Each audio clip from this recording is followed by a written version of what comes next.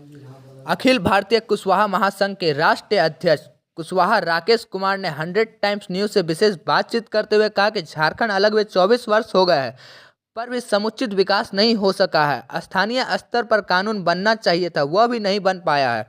आज भी पूंजीपति झारखंड पर हावी है। आप देख रहे हैं 100 टाइम्स न्यूज। बहुत सारी समस्याएं हैं यहाँ की मूलभूत सुविधाओं और संरचनाओं पे एक बार आपसे हम जानकारी लेना चाहेंगे। धन्यवाद। 24 वर्ष गुजरने के बाद भी झारखंड जिन कारणों से अलग हुआ था वह कारण आज भी विद्यमान है। मैं बताना चाहूँगा कि मैं झारखंड राज्य का आंदोलनकारी हूँ। यह बोल मैं नहीं रहा हूँ, बल्कि सरकार ने मुझे मान्यता दी है। और जब हम लोग झारखंड अलग राज्य की लड़ाई लड़ रहे थे तो मुख्य मुद्दा था राजनीतिक शोषण का खिलाफ। तो झारखंड 24 वर्ष गुजरने के बाद भी आज भी बाहर के लोग यहाँ राजनीति पर हावी हैं, यहाँ पूंजीपति हावी है। इसलिए अनेक यहाँ लोकल स्तर पर, राज्य स्तर पर, क्षेत्रीय स्तर पर कानून बनना चाहिए था, जो नहीं बन पाया। बिहार में जो कानून और जो नियम लागू था हूबहू झारखंड सरकार उसी को अडॉप्ट कर ले रही है। आज तक विस्थापन का समस्या नहीं, समाधान नहीं हो पाया, कोई कानून नहीं बन पाया, उद्योग नीति नहीं बन पाई, कृषि नीति नहीं बन पाई, यहाँ तक कि डोमिसाइल नीति नहीं बन पाई। कोई ऐसा कानून नहीं बन पाया जिसके चलते यहाँ के लोगों का विकास हो सके। समस्या वहीं का वहीं है, बल्कि और विकराल रूप धारण कर लिया है। क्योंकि यहाँ पूरे देश से लोग जो पूंजीपति हैं, जो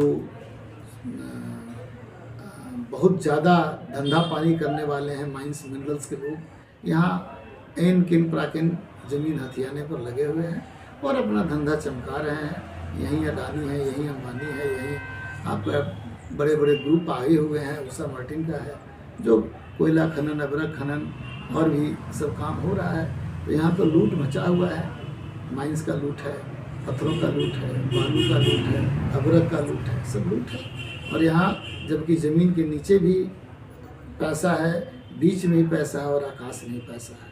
मतलब कि खनन भी है, पेड़ पौधा भी है, सब है यहाँ। लेकिन यहाँ के लोग बेरोजगार हैं। अमीर एकदम अमीर होता जा रहा है और गरीब एकदम गरीब ही है। इसका अफसोस है। हम लोग अलग राज्य की लड़ाई लड़े, लेकिन 24 साल से और बदतर स्थिति यहाँ की हो गई, इसका अफसोस है। सर, यहाँ बेरोजगारों की संख्या, पलायन की संख्या बढ़ रही है। इसके लिए आप लोगों के पास क्या मापदंड है? क्या मतलब किस तरह से यहाँ का समाधान बेरोजगारी और पलायन को रोका जाएगा? निश्चित रूप से सरकार को यह ध्यान देना चाहिए। अगर हम यहाँ कृषि आधारित उद्योग धंधा करें, एग्रीकल्चर चाहे पशुपालन हो या खेती की बात हो, अगर दोनों को हम लोग मुख्य रोजगार का स्रोत बनाकर उनको सही सुविधा दें, तो मैं समझता हूँ कि यह आसानी से बेरोजगारी दूर हो सकती है। परंतु व्यवस्था झारखंड में क्या है? किसान अपना उत्पादन करता है, चाहे वह सब्जी हो या अनेक फसल हो, लेकिन उसका वह मूल्य निर्धारण कौन करता है? बिचौलिया। अगर बैगन, टमाटर, आलू कोई किसान उत्पादन करके ले जाता है बाज़ार में, तो वहाँ बिचौलिया है, कहता है कि तुम्हारा हम 10 रुपये किलो लेंगे, तो 10 रुपया ही उसको देना है। वो अपना कीमत नहीं कर सकता कि हम 20 रुपया देंगे, क्योंकि उसको फिर आगे खराब हो जाएगा।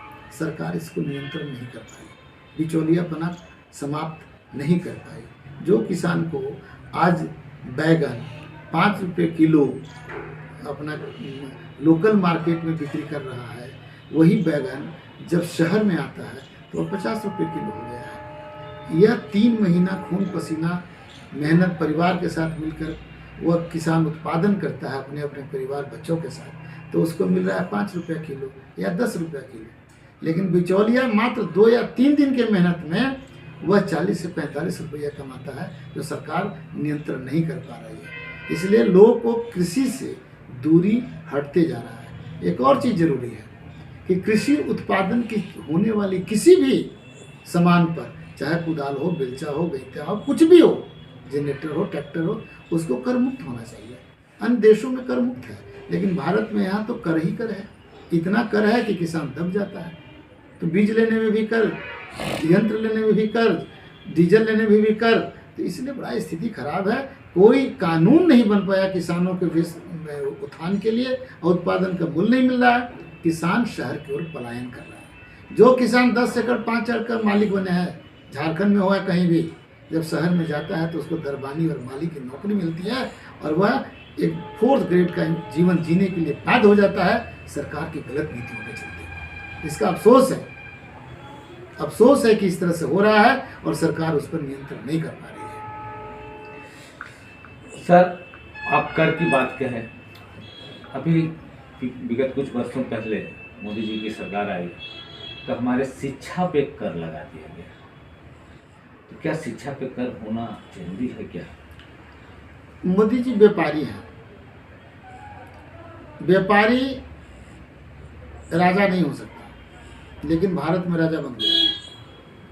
वो तो जहाँ से भी चाहेंगे कि किसी भी तरह धन उगाए हो, वो तो कफन पर कर्ज होने वाला है, चिंता ना करें। जब दूध पर कर हो गया तो हो सकता है, दही पर हो सकता है, आटा पर हो सकता है, गरीब खाने वाले जो हैं उन पर भी हो सकता है। ये बात नहीं कहें कि कहाँ है। ये मोदी जी का शासन है, मड़वारी बेस है, पूंजीपतियों का शासन है, पूंजीपतियों को बढ़ावा दे रहे हैं, तो हम लोग उसमें क्या कहेंगे?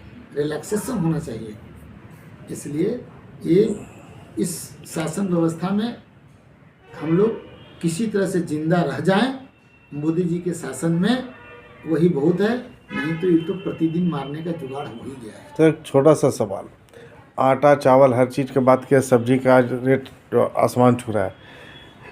दांडी यात्रा हुआ था, नमक आंदोलन, ताकि नमक को टैक्स फ्री रखा गया। ऐसा टैक्स फ्री क्यों किया गया कि आज 40 रुपये नमक बिकने पर मजबूर हो गया? जो 1 रुपये किलो 2 रुपये किलो बिकता था, आज भी वहाँ के किसानों से 2 रुपये खरीदा जा रहा है, और आज मार्केट में उसे 40 रुपये बिका है। इसके तो कहाँ सरकार की क्या मंशा है? ये व्यापारियों के हाथ में पूर्णतः चला गया है। जैसे वो नमक का आंदोलन था, तो उसमें अंग्रेज का नियंत्रण नमक पर था। उसका रिवोल्ट उस समय के भारतवासी किए थे।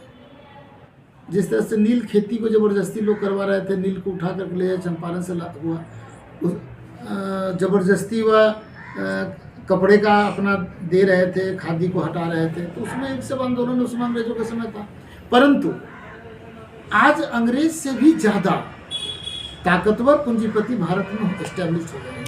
उसमें तो एक ईस्ट इंडिया कंपनी थी, आज तो ईस्ट इंडिया कंपनी के बराबर कम से कम 40 लोग भारत में हैं जो कि उस शोषण कर रहे हैं। यानी कहीं ना कहीं आप मानते हैं कि यहाँ राजनेता हावी नहीं है, सत्ता नाम का कोई चीज़ नहीं, व्यापारिक वर्ग यहाँ सत्ता को राज कर रहे हैं, 100% सुख भोग रहे हैं। 100% यह मुखौटा है, या कुर्सी पर बैठे हैं, नियंत्रण तो पूंजीपति कर रहे हैं। चाहे मुख्यमंत्री हो, प्रधानमंत्री हो, सब पूंजीपतियों के हाथों में खेल रहे हैं। सर, एक चीज, अभी नवोदित नेता जयराम जी, वो बार बार 32 का बात कर रहे हैं। तो क्या लोग जो वर्षों 100 वर्ष भी यहाँ गुजार चुके हैं, उस आदमी को उस समाज को अधिकार मिलना चाहिए या नहीं, या 32 वाले को ही मिलना चाहिए? एक्चुअली जयराम महतो का आंदोलन 2 तरह का है। एक कुड़माल, जो कुड़मी समाज के लोग हैं, वे शेड्यूल ट्राइब 1946 तक थे। उनका डिमांड है कि मुझे शेड्यूल ट्राइब बनाया जाए, ये उनका डिमांड है। कुड़मी समाज इसके लिए आंदोलन भी कर रहा है। और दूसरा मूल निवासी झारखंड का 1932 कहा जा रहा है। सच तो यह है कि 1932 अव्यवहारिक मांग है, पॉलिटिकल डिमांड है। यह पॉलिटिकल डिमांड करके झारखंड के लोगों को गुमराह करने की एक साजिश है, और उससे माहौल बना करके वोट लेने की साजिश है। देश उसमें आज़ाद नहीं हुआ था, पाकिस्तान नहीं था, बांग्लादेश नहीं था, अनेक बहुत इसके बाद कितने टूटे, तिब्बत नहीं था। तो जो लोग 1947 में भारत को अपना देश माना, भारत में रह गया, और जो भारत को नहीं माना वो बाहर चला गया। लेकिन गिनती तो 1932 में उनकी भी हुई थी। तो जब तक जनगणना नहीं होता है तब तक तो किसी को कुछ देने की बात नहीं है। और 1932 तो एकदम अव्यवहारिक है। होना यह चाहिए जिस तरह से 1947 में देश आज़ाद हुआ, दरवाज़ा खुला था, जिनको पाकिस्तान जाना था पूर्वी चले गए, पश्चिमी जाना था पश्चिमी चले गए, और जो बच गए वो भारतीय हो गए। उसी तरह से 2015 नवंबर को झारखंड अलग हुआ था, उसी को डेडलाइन मान करके जो झारखंड में रहने वाले थे उसको झारखंडी, और जो झारखंड से बाहर जाने वाले थे उनको बाहरी कह करके, और वही डेडलाइन होना चाहिए, और बाद बाकी अव्यवहारिक है। सर इसके लिए बहुत बहुत धन्यवाद। टाइम से काटिए।